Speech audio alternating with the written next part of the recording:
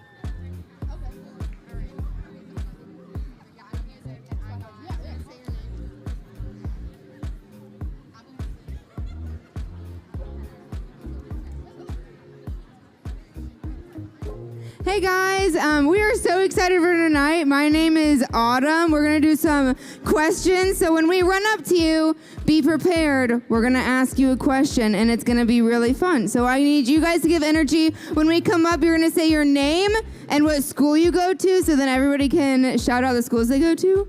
And we have some also guest speakers. My name's Lizanne. I'm Bree. Great. Lizanne, Bree, Autumn, you guys ready? Because we're going to be sprinting at you. Yeah? You want to go first? You wooed first. You wooed first. Okay. Are you ready? What's your name? What school do you go to? My name is Lauren. I go to GSU. Go Panthers. Go Panthers. Okay.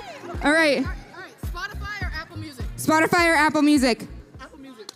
Apple Music. Oh. You got a lot of hate. Okay. Next. I'm going down. Hi, my name is Morgan. I go to Georgia State. Hey, let's go. All right, what's the question? Okay. There are 6, but they ordered pineapples on pizza. There are 6, but they order pineapples on their pizza. There are 2. There are 2. Whoa. Let's go. What's your name? What school? My name is Kyla. I go to Clark Atlanta University. Let's go, Clark. All right. There are 9, but they don't like to come to TLR. I'm sorry. You a 1. You're a 1. Let's go. That's the right answer. Let's go. All right. Who's next? We're coming in. What's your name? What school? My name is Nate. I go to Morehouse. Let's go, Morehouse. I don't know how to do it. She's an 8, but her karaoke song is Baby by Justin Bieber. Oh, nah, she a 10. She's a 10. Okay. Go choose someone. Go. All right. School name. My name is Kenya Young, and I'm from Georgia State. Let's go Georgia State. Go Panthers. He's a 10, but he likes the AC at 75.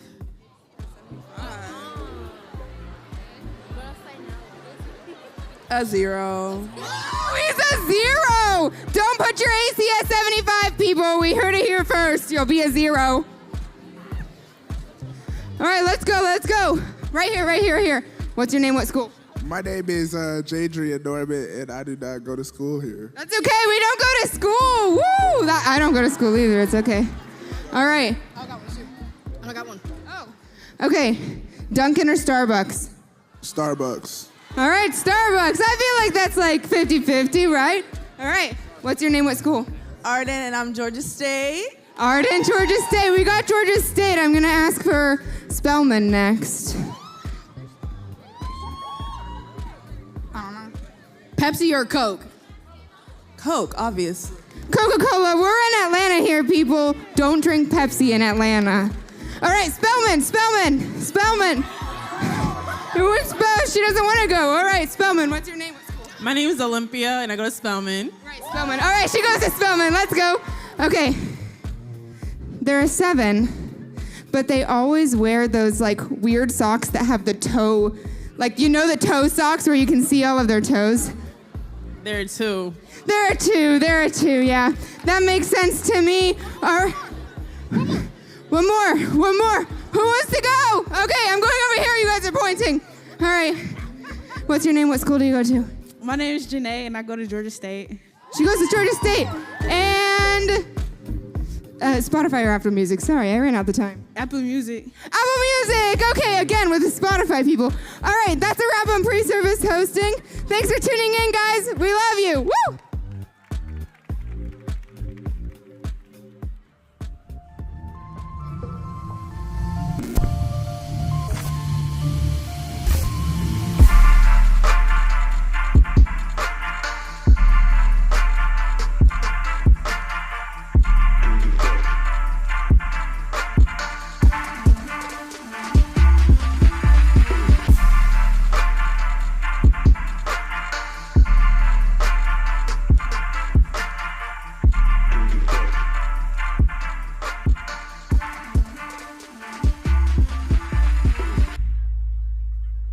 Okay, what up, TLR fam? How we feeling tonight? Incredible. Hey, welcome to the living room. My name is Matt, and I'm so excited for tonight. Hey, I got a question. Did anyone enjoy your Chick-fil-A tonight? Anybody? Okay, amazing. How could you not enjoy Chick-fil-A? Chick-fil-A tonight was actually provided by our good friends at WindShape Camps. I feel like I'm doing like a promo here. But Chick-fil-A was sponsored, provided by WindShape Camps. And WindShape Camps, listen, is an amazing opportunity for many of you. They're actually here with us tonight. They're out in the lobby. You might have seen them on your way in. And here's the thing. I could tell you a lot about WindShape Camps. I've learned a lot over the past few years, but they actually have a promo video that does a way better job. So if you would, turn your attention to the screens, check out this promo video to find out more about WindShape Camps. Check this out.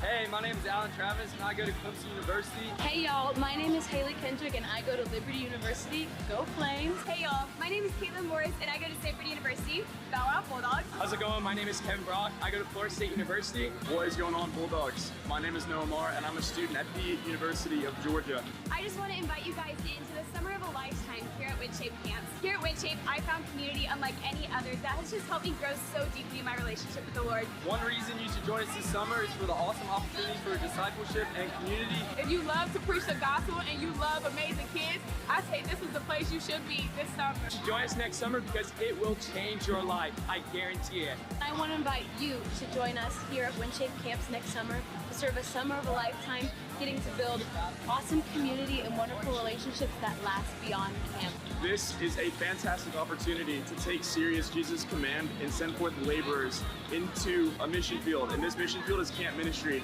It has changed my life in so many ways, and it could change yours too. So I hope to see you out here. Go Dogs.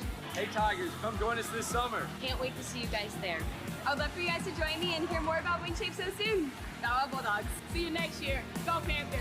I can't wait to see you. Go Knowles. Amazing. Come on, give it up for WinShape Camps. Yo, all right, so I got Kaylin and Regania here. Regania, you were in that video, though. Okay, representing GSU. Kaylin is actually on staff with WinShape Camps. Kaylin, tell us a little bit more about who WinShape is and why y'all are here tonight. Absolutely. Hey, y'all, like Matt said, my name is Kaylin, and I work for WinShape Camps. And if you've never heard of us before, we're actually a Christian summer camp that was created by the founder of Chick-fil-A, hence the free Chick-fil-A that y'all got outside when you came in this evening. But hey, we are looking to hire 850 college students just like yourselves to do ministry to over 30,000 campers for summer 2023. And we do that through a few different of our models. We actually have a traveling day camps that travels all across the country from Georgia all the way over to California. And we have some overnight camps that are based in the North Georgia mountains. Things like your traditional cabin, lake kind of feel. But y'all, some perks for working for us is not only that you get free Chick-fil-A every Friday, but we are actually the highest paid Christian summer camp. So we start off at $335 a week for our counselor positions, and then we have an increase in compensation based on specialty positions. But if you're like, hey, Kaylin, I need a summer job or I need an internship, we'd love to connect with you. But hey, Regania, you actually worked this summer, so can you tell us more about that? Yeah, so my name is Regania. I'm a senior here at Georgia State University. Go Panthers, I know that's right. And at WinShape, I've been serving 3 years now, going on 3 years at WinShape, and I love it so much. I met some of my internal friends there, and I also met some really good, the best people I can go to when I need prayers. But also, if you guys may be thinking, is it hard? I would say it can be difficult, but when you lean onto God, He makes it so easy for you. So I highly recommend that you guys actually lean into WinShape because they need more representation like you at WinShape to represent the other campers there. So definitely join WinShape. I love it, and I hope you do too. Yeah, let's go. Hey, give it up for Kaylin and Regania one time. That's amazing. So listen, on your way out tonight, before you leave, if you have any interest at all, or you just want to know more, or you want to ask a couple questions, you want to meet some really cool people, stop by the WinShape table on your way out. They will be here after service. They'd love to meet you. As Kaylin said and Regania emphasized, it's an amazing opportunity. It's a paid opportunity. For some of you, you're like, I have no clue what I'm going to do next summer. This could be a really cool, interesting opportunity for you to consider. So we'd love for a ton of you to stop by, get some more information, and if nothing else, just thank them for being here with us tonight. But hey, listen, the band's about to start coming out. It's going to be a really, really amazing night here at TLR. Let me just kind of give you a glimpse of where we're going in just a little bit. April Farmer is going to be with us, bringing Part 3, the final part of the series that we've been in called Living My Best Life. And y'all listen, you're in for a treat. April is like one of my really good friends. She's on staff here at Buckhead. She's a small group leader here at TLR. And I know God has put a huge word on her heart tonight that I think is going to hit home with so many of us. But before we get there, we've got this crew who's going to lead us in some worship. And so here's what I need y'all to do is, if you're willing, I need you to stand to your feet, and I want you to find 5 people around you and give 5 high fives and say, yo, it's so good to be at the living room with you tonight. Let's go and let's do this. Let's go, TLR.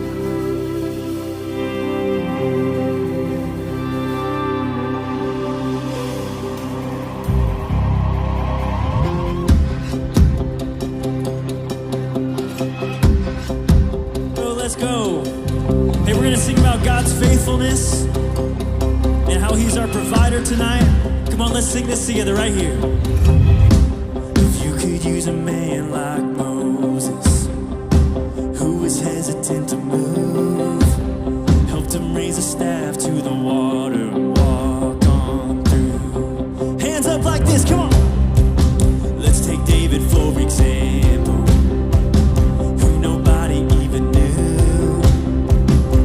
This kid could kill a giant, then I could too. Let's sing this. It don't matter how far I'll go wherever you are. 'Cause with you I'll do whatever you want me to. Let's go. If somebody who was hated could be given new eyes, from Saul to Paul, you redeemed him and changed his mind. Come on, let's go. Those same chains are breaking. Oh, but this time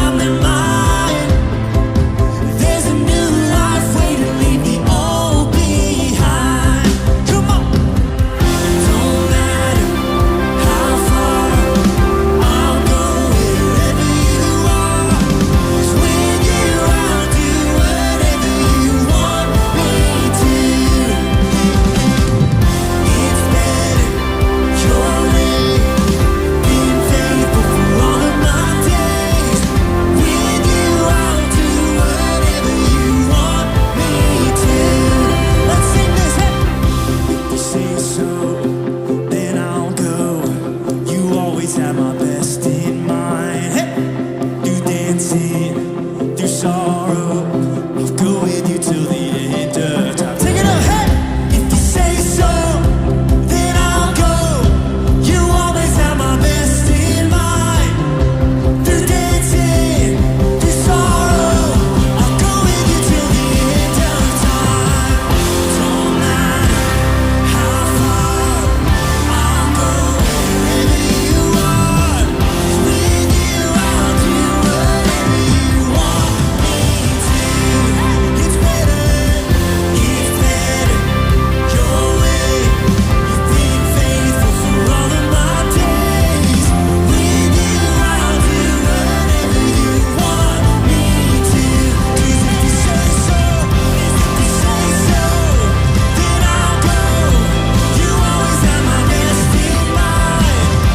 Through dancing, through sorrow, I'll go with you till the end of time. If you say so, then I'll go.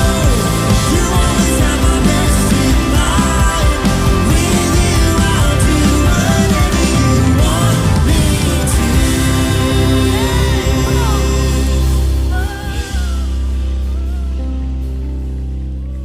Come on, Tila, let's sing that chorus one more time together. Let it be your prayer tonight. Doesn't matter how far, God's with us everywhere we go. Come on, let's sing that one more time. It don't matter how far, I'll go wherever you are. 'Cause with you, I'll do whatever you want me to. It's better your way. You've been faithful for all of my days. With you, I'll do whatever you want me to. With you, I'll do whatever you want me to. Thank you, Jesus. God. Gosh. Isn't it so amazing? Isn't it so cool to know that we have someone we can go to and he always has our best in mind, no matter what that may be? I don't know if you're like me. Sometimes I go to God and I pray and I keep asking him for things that I need. Sometimes that's the only times that I do pray, is when I need something. And I just want to remind myself, and I remind all of us, that he not just gives us what we need, he not just provides for those things that we need, he is what we need. Amen? He is what we need, and he doesn't just give us peace when we need it, he is the person of peace. He doesn't just give us hope when we need it, he is hope. He's not just our deliverer, or he doesn't just deliver us, he is our deliverer. And he doesn't just give us healing, he is a healer. And he provides those things because he is those things. Amen? I love that. I love that. And I love that we get to sing to not just someone who provides for us, but who is our provider. He is everything that we need. He is our Jireh. So good. Love to be reminded of this. So let's just sing this. Jireh means our provider. Come on. I'll never be more loved than I am right now. Wasn't holding you up, so there's nothing I could do to let you down. It doesn't take a trophy to make you proud. I'll never be more loved than I am right now. Sing this.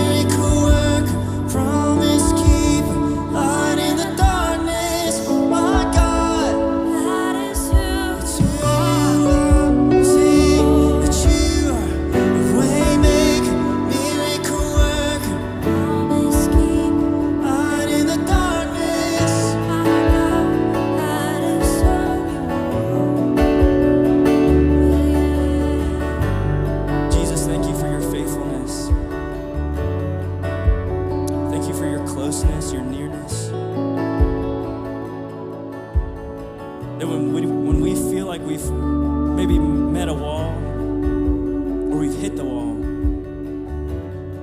you somehow make a way for us. God, I'm reminded of the story of the Israelites. Moses leading them, and they meet the Dead Sea, or the Red Sea.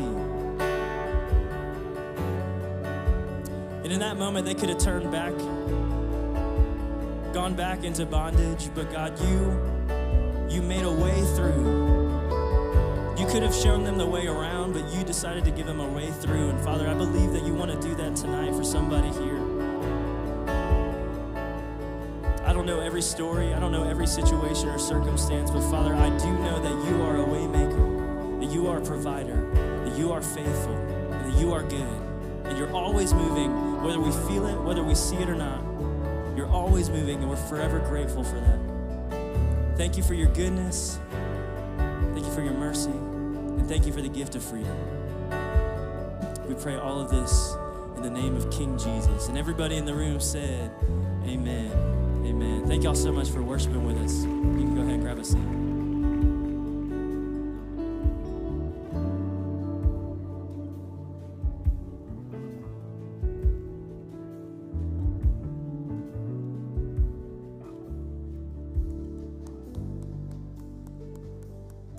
Hey, everybody. How y'all doing? Come on. I'm so excited to be here. For those of you who don't know me, my name is April Christina Farmer. And yes, I love y'all. Man, y'all so awesome. I need to take all y'all home. I love you. So excited to be here tonight. So excited to be a part of this series about living your best life. But for those of you who don't know me, just a little bit about me. I work here at Buckhead Church. I serve as the care and baptism director here. And I also get a chance to kind of serve in our worship department and to do all the things that I love to do. But most of all, I think one of the newest things that I've embarked upon was being a small group leader here at TLR. Where my group at? Where my small group at? Where y'all at? I see you, baby. I see y'all.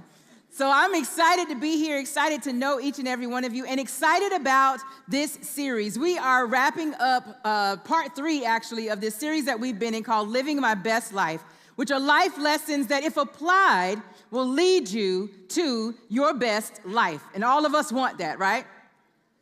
No? Right, there we go. All of us want that. So week 1, we talked about wisdom as it pertained to your friendships. We talked specifically about that inner circle, who you allow into your safe space, who you allow into that secret place where they get to know you intimately, and how important it is that you use wisdom when you pick those people that you allow into that space. And then last week, in week 2, we talked about finances, which is a tough topic for probably every college student in this room, because ain't none of y'all got none. Nobody's got any money. I know I don't. I had no money in college. But it doesn't mean finances is something that we don't need to navigate and to have a better understanding about. So we're so excited about all of you who signed up for our MoneyWise program that we have for you, and excited to be diving into that with you. And this week, we're going to be talking about the one thing that will basically guarantee that you will not live your best life. And that is comparison. Yes, I hear y'all. Man. Y'all already know. Comparison literally guarantees, it's almost a guarantee that if you focus on a life of comparison, that you can never achieve and reach that best life, that best place that God has for you. But it's nothing new. And we've all dealt with comparison our entire lives. For most of us, it started in our childhood. And it started as what you would maybe call like an ember. You know what an ember is? It's like a small burning coal. It's really, really small, but there's a fire in there. And we start comparing. I believe I started comparing probably in show and tell. Do y'all remember show and tell? Show and tell was fun. I liked show and tell initially, because our teacher invited you to have the opportunity to bring your favorite toy in. And I would bring my little Raggedy Ann, and yeah, I'm an old lady. I'd bring my little Raggedy Ann, or I would bring my Cabbage Patch doll. I loved my Cabbage Patch doll. And I would bring that in, and then somebody else would come in with a much better toy, or a much better doll that was nicer or neater, or had nicer clothes. And I found myself comparing my toys to kids' toys. And then eventually that ember started to grow into a flame as you approached higher ages in elementary school and middle school, especially as I started getting to or trying to get into competitive sports. I ran track a little bit, but there was this girl named, any track players and track runners in here? Awesome. I did the 400 decently. But there was this girl in my school named Peaches. Actually, her name was Shaquita Fortson, but they called her Peaches, and that girl could fly. And she beat me every single solitary time. And every time I would get on a race and I saw Peaches on the line, I was like, dang, I'm about to lose. Like, I already knew I was going to lose because Peaches was running. She was just the fastest, and I found myself comparing myself to her and some of the other kids at school that I was running against, and that ember turned into this flame. And then as I got older, and as many of you get older, and you have that ember and then that flame, and then you're introduced to this thing called social media. You're introduced to social media, and social media has essentially turned comparison into a hobby. It's a daily activity for almost everyone. In fact, there's a broadband research that says that approximately 2.45 hours are spent on average a day by everyone on social media. 2.45 hours a day. And so that's a lot of time when you think about it. And I had this thought when I was looking at that research. I remembered this thing called the 10,000 hour rule. Anybody know about the 10,000 hour rule? Nobody? Well, let me tell somebody about the 10,000 hour rule. So the 10,000 hour rule says that it takes 10,000 hours to become an expert at whatever it is that you want to become an expert at. So let's plug in this 2.45 hours of social media time. So if we take 10,000 hours divided by 2.5 hours a day, and we get 4,081 days, which equates to 11 years.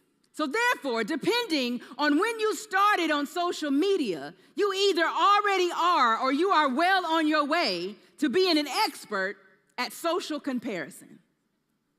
You are mastering the ability to compare yourself socially.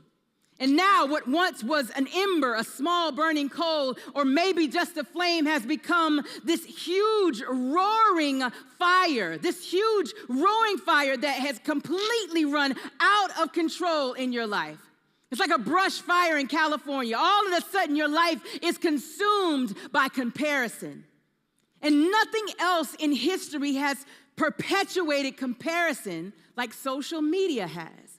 And none of us are exempt from us. None of us can get away from it. We are all scrolling social media all of the time. All of us are touched by it. But the crazy part is that we don't compare post to post. We don't look at somebody's post and say, man, that's a real nice post. Oh, let me look at my post. Oh, we don't do that. We actually compare other people's posts to our real lives. Come on, somebody. We compare their posts to our real lives. We compare our real lives to everybody else's highlight reels. That's the thing. It's not even their lowest reel. It's their highlight reel. It's the one they took 2 hours to create. And they posted that. And we spend hours comparing our own personal lives to their reels. And they're not even the same reels. We compare reel to reel. And who are we comparing ourselves to? Our parents? No. We're not comparing ourselves to them, really. You're not comparing yourselves to your parents. You know that they're farther along in life, so that's not really worth comparing. You know they're far ahead, and they old people. We're not comparing ourselves to them. What about celebrities? Maybe. Not so much. I don't really think we compare ourselves really to celebrities. We really realize that that's a whole nother level. And we probably want what they have and maybe aspire to have what they have one day, but we don't really compare ourselves to them. And research actually tells us that who we compare ourselves to is our social circle. Those people closest to us. Your roommate who got the first job they applied for and you're still waiting for a callback.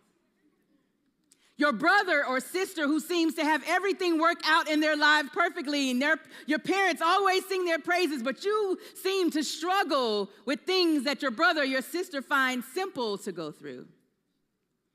Or a guy on your team that the coach always calls to the front and he favors him every game, and you still waiting on your shot to shine. You still waiting to just show him what you have.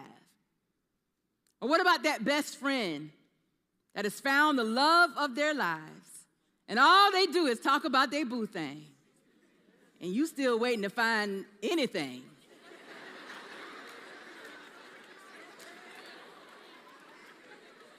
You still waiting. And what's crazy is that you really want to celebrate them, but low-key, you be capping on them all the time. All the time. You talk about them when they're not around, and you front every time they're in front of you. They think you're the best friend they have. But real talk, you hating on them all the time. So this is the result of comparison. Truthfully, comparison kills. It destroys. It leaves everything in its wake. If we live a life of comparison, it will kill. What does it kill? It'll kill your character. It kills your sense of, it creates this sense of superiority if you're better than them at something. It creates arrogance and pride. Or on the other hand, it creates envy and jealousy and bitterness and anger. It jacks your character up. Not only does it impact and kill your character, it kills your confidence. All of a sudden, you're just wallowing in self-pity all the time because you don't have what they have. You become insecure and self-loathing, like nothing you do works, nothing you do matters. You have no value. And let's be honest, there's always going to be somebody who's better than you, who's stronger, who's smarter, who is better looking, who's fine, or they booty bigger than yours. Okay, y'all didn't look at stuff like that?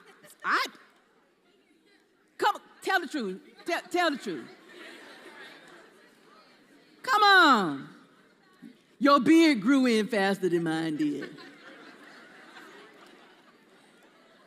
I got 2 boys. I know what that thing is like. And I dealt with that myself personally. There was actually, I've always struggled with insecurity about how I look. I always thought I was an ugly girl. Always, my whole life. I always compared myself to my friends and to the people who were closest to me, specifically the girls I went to church with, because those were the girls that I saw more often than not. And then there was this one girl at school. She was just so pretty. And I just looked at myself all the time and compared myself. But one time, I think I was like in 8th or 9th grade, I had saved up some money and I bought this new outfit. And I had those parents that didn't let you wear just anything. Like I couldn't wear that midriff stuff and my belly couldn't show and I couldn't wear like the tight pants. Like I couldn't do none of that because my parents just wasn't having it. But I had got this really cute outfit, y'all. It was this nice green shirt with these white and green shorts, and I was so proud of my outfit, and my friends invited me to go to the mall with them. This is what we did when I was younger. We went to the mall together. And so we go down to Regency Mall. We get down to the mall, and we all got on our best fit, and we got our hair nice, and my mama wouldn't let me wear no makeup, but I slid a little gloss on after I left. And we get there, and we're walking around, and I'm looking at my friends, and I'm like, oh, my gosh, they just look so much better than I do. But we're walking around, and then we see this group of guys. And these boys were nice. They were nice. Them were some cuties. They really, really were. And so we're walking around, and everybody's kind of eyeing each other, like, oh, okay. And this one guy, he was like, hey, Shawty. Shawty with the green shirt on. And I was like,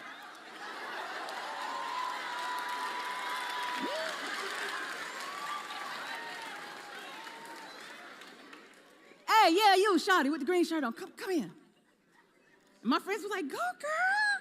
Go and talk to him. And I'm just like, okay. You know. And I walk over there. I mean, and my heart is just beating and pumping so fast. And I was so excited. And in my mind, I'm thinking, wow, he picked me. All of my friends, he picked, oh, my gosh. So I get over there, and he was like, what's up? And I was like, hey. He said, hey, let me ask you a question. I was like, okay. He said, what's your friend's name?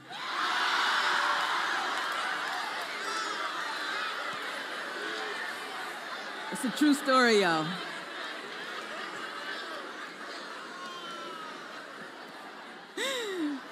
I was mortified. I was like, what? And me, I'm a nice person. My heart is broken. I mean, just broken. And it's all on the ground. And I was like, oh, her name's Melissa. Hey, can you tell her come holler at me? I want her number. Yeah, okay. And I walk over there. Worst day of my life. Worst day ever. But it perpetuated, it stirred up that insecurity that once was an ember and now a flame, and it was starting to roar, this comparison thing, this comparison game where I'm constantly comparing. And so comparison kills your character and your confidence, and it kills your contentment. All of a sudden, comparison makes it virtually impossible to be content or grateful for who you are or what you have. It destroys it because you're never satisfied. Nothing is ever enough. And it also kills your clarity. It destroys your clarity. You never see clearly what you do have and what God has actually placed in your hand, what He's placed before you, the life that He's blessed you with. You can't see it because you're constantly comparing yourself to others. And it blinds you from the future, and it muddies the path to your best life. And with all the death by comparison, what are you left with? I'll tell you what you're left with. You're left with unhealthy relationships. There's no relationship that can survive or thrive or be mutually life-giving when comparison is at the center of it. When there's this sense of superiority over the other person, or there's anger and bitterness and envy between you. And it also creates dishonest relationships. We already talked about that. You hate them and they don't know it. And you compare yourself in secret, but when you're in front of them, you can't stand them. And there's something between you and you really can't figure it out. And that friend's like, hey, are we good? Yeah, we good, we good. So you're dishonest. And there's also dissatisfaction with yourself and with your life, what you have been given. You're so busy comparing, and you waste time and energy in pursuit of trivial things that have no real value for your life. The puzzle that's been put before you. You're so busy watching somebody else trying to put their puzzle together, you ain't taking no time for yours. And they moving forward, they're making moves, they're doing things with their life, and you so busy looking like, well, how come I can't move that? You ain't taking the time to look at it. You're not working on it. And if this is what it all boils down to, then what's the point? What's the point of it all? And this is an age-old question. This did not start with you, and it did not start with me, and it did not start with your parents. This is a question that's been asked down through the years. And when we take a look in the history of our Bible, the Bible gives us three specific books that we consider wisdom books. It's Proverbs, Job, and Ecclesiastes. These are awesome books. When you get some time, you should read them. But Ecclesiastes is probably one of the strangest books I've ever read. You really have to kind of know what's coming before you read Ecclesiastes. But just to put it in summary, the thrust of Ecclesiastes is that all of life is meaningless. That's what the guy says. He says all of life is meaningless, it's useless, it's hollow, it's futile, and it's vain, unless it is rightly looked at and centered on God. Only when based on God and His Word is life worthwhile at all. This is what he has discovered, and this he is actually King Solomon. One of the wisest, if not the wisest man that ever lived. He has come to this conclusion. He's had all the money in the world. He's had all the relationships in the world, way more than he needed to have. He had all the wealth in the world, and he came to the conclusion that life is meaningless, disconnected from God.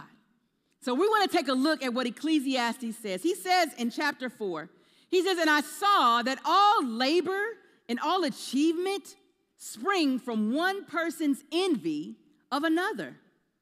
He says, this too is meaningless. I love this line, a chasing after the wind. What does that mean?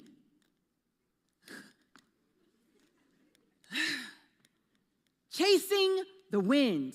He's saying that his observation of life is that people's ambition and their striving to be this or that is motivated by jealousy and envy based on their comparing themselves to other people.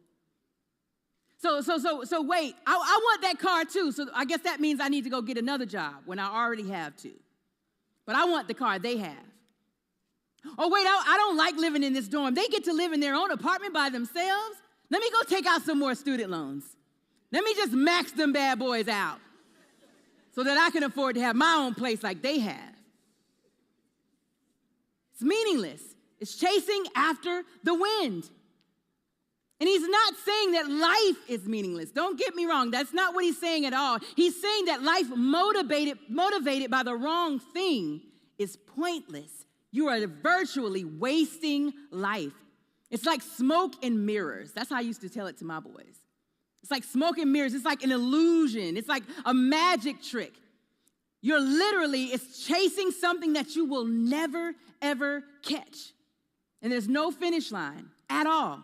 You'll never be satisfied. You'll never be content. You'll never be happy because you'll never catch the wind. Think about it. It's a vapor. And he's saying that comparison is a vapor that you are pursuing that you will never, ever catch. It's a journey of smoke and mirrors. It's a magic trick. And comparison leads to envy, which fuels our pursuit for more and bigger and better and prettier and stronger and smarter and thinner. It leads to all of that. And what do you miss in the process? You miss purpose. Comparison kills purpose. You find yourself in one of two spaces when it comes to this, one of two extremes. The first is complacency. Let's look at what he continues to say in Ecclesiastes chapter 4. He says, fools fold their hands and ruin themselves. In other words, the pursuit of nothing leads to nothing. So he's not saying don't do anything. It's a fool who folds his hands and just sits there and acts like it's just supposed to happen. Well, if it's not happening the way I want it to happen, then I'm not doing anything. And the author isn't saying don't work or don't pursue anything. He's addressing the heart and the motivation behind why and what you pursue. And if you're motivated by comparison and by envy, then you're chasing the wind. And it isn't true that oftentimes we find ourselves in this place where, well, hey, if it's not going to work out the way I want it, or if it doesn't come to me fast enough, then we just give up. We fold our hands. It's like, well, I ain't going to try no more. I done tried. I'm done. That's a fool. A fool sits there and folds his hands and acts like it's just supposed to happen. But we can't do that. You can't sit back and just fold your hands and this person, or you compare yourself to this person, or you comparing yourself to that person. And comparison leads you to a place where you become convinced that you have absolutely nothing to offer. Or what you have in your hand is not good enough. And that's crazy. Why would you think that? But many of us do. We're so busy comparing that we can't see that what God has already given us, the box, the puzzle that he's given us, is a beautiful creation. But we can't see that. So we just stop working on it. And it sits there, and it sits there, and it sits there. He goes on to say this. He says, better one handful with tranquility than two handfuls with labor and chasing after the wind.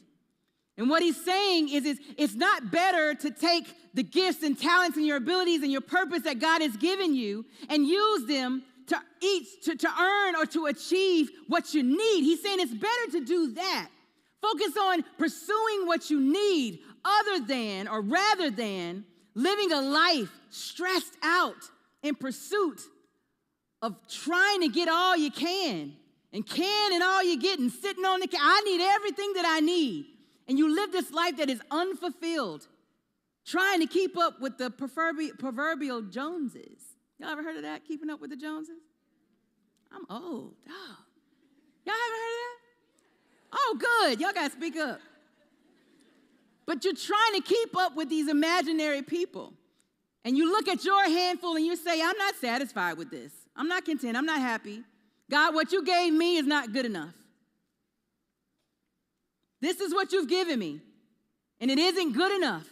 I need more than this. It's not what they have. I want what they have. It's not what they've been given.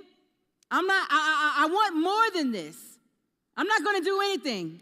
I know you gave me this in my hand. I know you gave me this talent. I know you gave me this gift, but it's not going to make enough money. I know you gave me a heart to love doing this one thing, but they don't pay enough in that career. I'm going to change my major. God, I know you've gifted me and you've given me talent when it comes to being an instrumentalist, and I love it, but they don't pay musicians. What kind of job am I going to get? Or God, I know you've put in my hand this ability to teach, but teachers don't get paid enough. I need to make more money. Or you told me that I should start a daycare, but that's a different kind of work. I'm not satisfied with what you've put in my hand. So you find yourself either complacent and not doing anything, or the other extreme, which is compromise. You compromise everything. It goes on to say this. It says, there was a man all alone. He had neither son nor brother. There was no end to his labor, yet his eyes were not content with his wealth.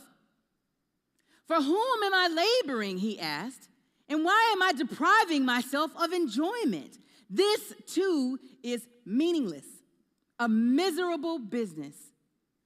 And although you have now met and surpassed the Joneses, what did it cost you? You don't enjoy life. You go to school and you take all the classes and you have no social life because you're in pursuit of being the best.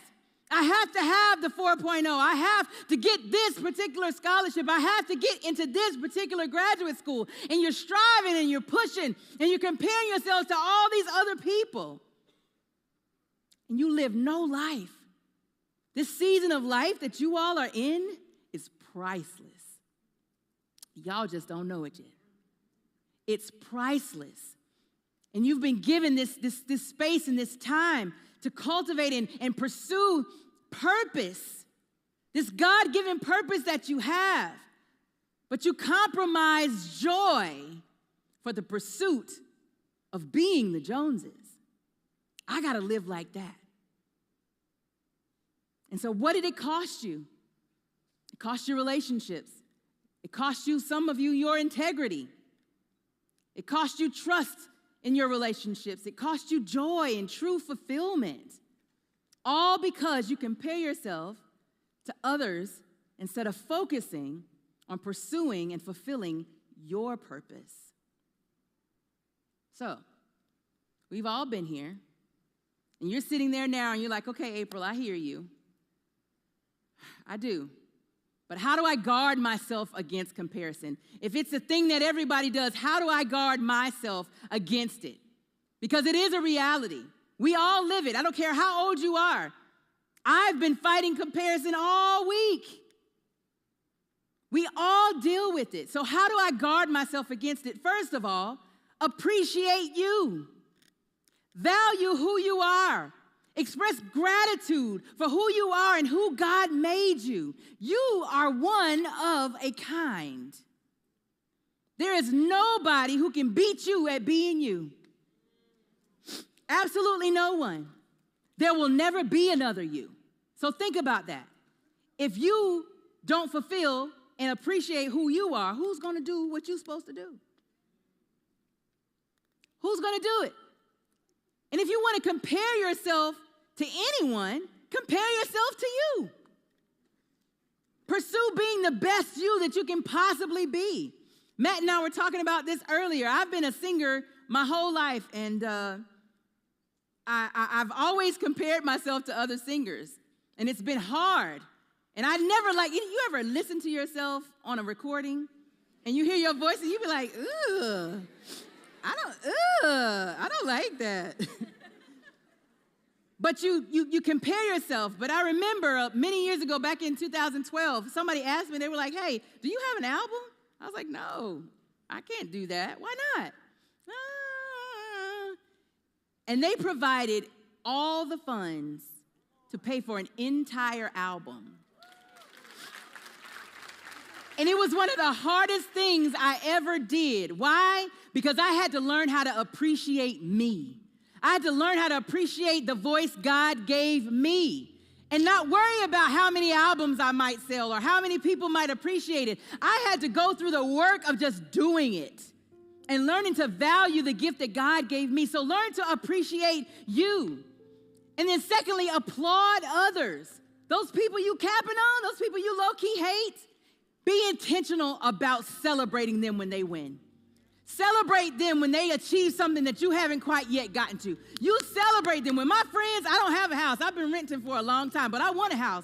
And when my friends post that they just bought a new house, I'd be like, thank you, Jesus, for my friend. I want me a house. But thank you, Jesus, for my friend. I'm so happy for them. Can I help you unpack your stuff? Can I clean your bathrooms when you move in? I intentionally do those things. Why? Because I want to pray for their success, but it also brings me humility, and it purifies my heart and strips me from this comparison thing. So appreciate you, applaud others, and lastly, amplify purpose. Not my ambition, and it's great to be ambitious, but what are you ambitious about? Amplify and increase the size and the magnitude of purpose in your life. Fulfilling your God-given purpose should be your top priority. And pursue it relentlessly, not based on comparing yourselves to other people, but on the things that God has placed in your hand. Purpose unfolds as we keep our eyes away from comparison and fixed on the one who gave us life and purpose. Proverbs 19:21 says, many are the plans in a person's heart, but it is the Lord's purpose that will prevail. So, if God's plan will ultimately prevail, don't let comparison keep you from living out His plan for your life, which is the best life possible. I want to share this song with you guys. It's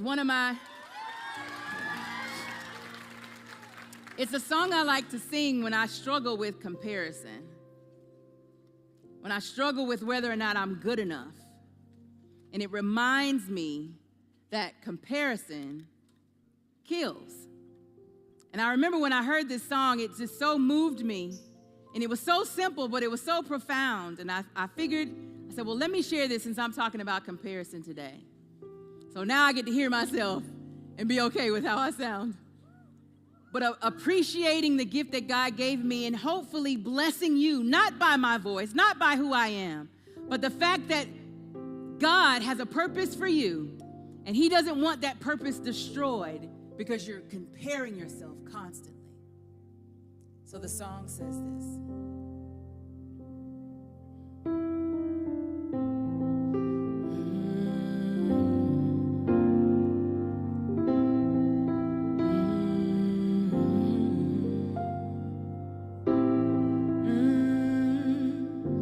I can only speak for my world. Almost everyone has what they need. Other nations live with sickness, but over here we die from jealousy. 'Cause it makes you chase what's not meant to be chased. 'Cause you've possessed it all along. It comes to steal and hide what is real. Comparison kills.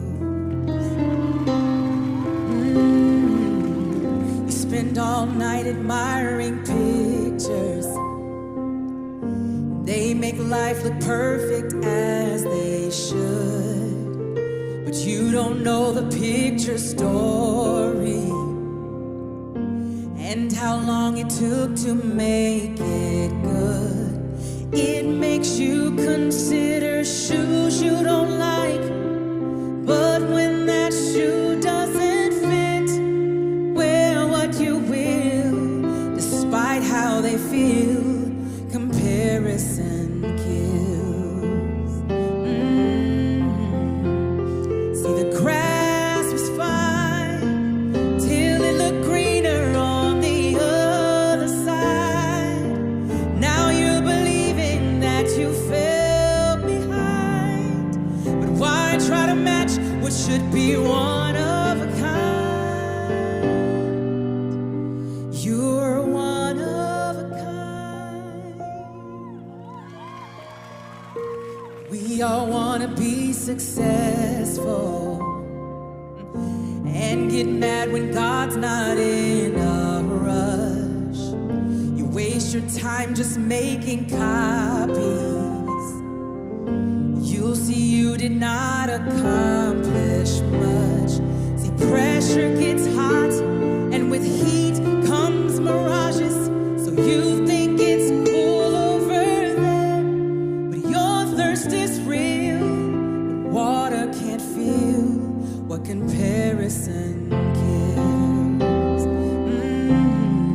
He feels what you feel, so ask God to heal what comparison kills.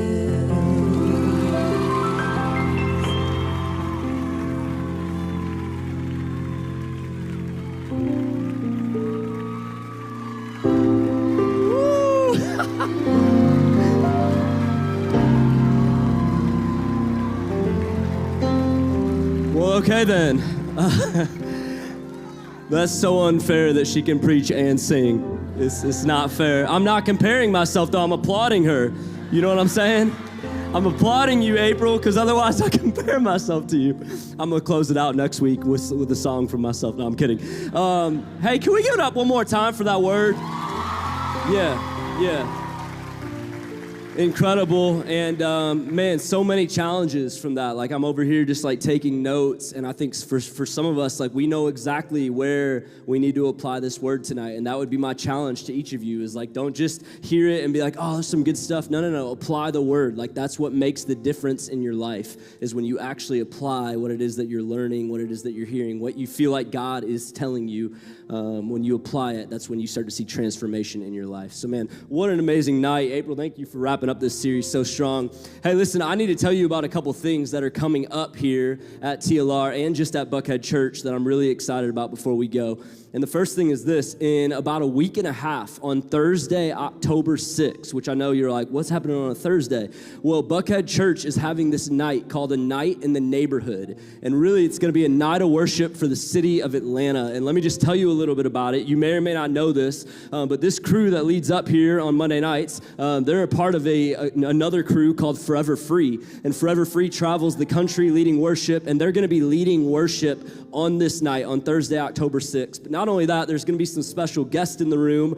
Preston Perry is going to be here, bringing a spoken word to our community, so that's going to be really incredible. And then we're going to have some of our nonprofit partners from the city of Atlanta who are going to be here. And man, I would love for you guys to meet them, connect with them, find out service opportunities with them, find out maybe internship opportunities, job opportunities. So we would love for as many college students as possible to be at this night on Thursday, October 6th. Like, our whole church is going to be here, so there'll be like hundreds of people from Buckhead Church, but I think it'd be really cool to be like, hey, hold up. TLR is just going to take up like the front section, and y'all will like lead the way in worship for the rest of our church. And so I would love for so many of you to come on Thursday, October 6th. We're going to try our best to help you out with transportation, but we need you to let us know that you're coming or that you're interested in coming. And you can do that, you guessed it, by scanning this QR code, filling out the form, letting us know that you're thinking about coming. That'll be really, really helpful. So that's the first thing. The second thing I need to let you know is a lot of you are going to small groups tonight, which is really amazing. You're going to get to process all that God's saying to you, all the questions that you might have, everything like that. If you're not a part of a small group, but you're like, man, I wish I was, I must have missed signups. It's okay, we got you. We got something called pop-up group that meets down on floor 1 in a space called the gallery. So if you want to go get a taste of a small group tonight, you can do that in pop-up group. So just go down to floor 1. There'll be people that can help you find the gallery for pop-up group. And then the last thing I need to tell you, y'all, this is crazy, but next Monday, October 3rd, is actually like the midway point of the semester for our TLR calendar. So it's like the 5th week of the semester for us. We meet 10 times this semester. So next week, I've got a special word that I want to bring to our community. So here's what I'm asking.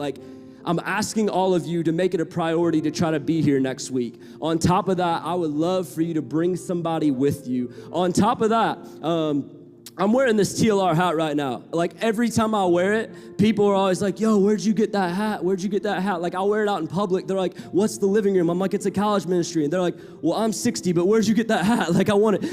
Next week, everyone who comes isn't getting this hat because we changed up the colorway a little bit, but you're getting a free hat next week if you show up. But let me just say this. We're not playing the game of like, I can't make it, my friend's gonna grab one for me, or I'll come get one next week. No, it's a one-time thing, so you have to be in the room next week on October 3rd to get the free hat. And here's my challenge. I'm just putting this on the table. I don't know if it's possible. There's probably like 600 of you in the room tonight. We ordered 750 hats for next week.